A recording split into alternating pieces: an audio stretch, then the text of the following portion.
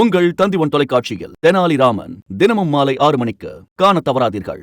மும்பையிலிருந்து துபாய் சென்ற ஏர் இண்டியா விமானத்தில் ஏசி பழுதானதால் பயணிகள் அவதிக்குள்ளாகினர்.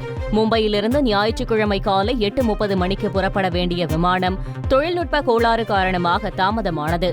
விமானத்திற்குள் ஏசி செயல்படாததால் வெப்பம் அதிகரித்து பயணிகள் புழுக்கத்தால் அவதியுற்றனர்.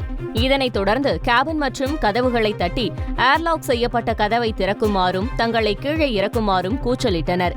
பின்னர் லாக் செய்யப்பட்ட கதவு திறக்கப்பட்டு கீழே இறங்க விரும்பிய பயணிகள் இறக்கிவிடப்பட்டனர்.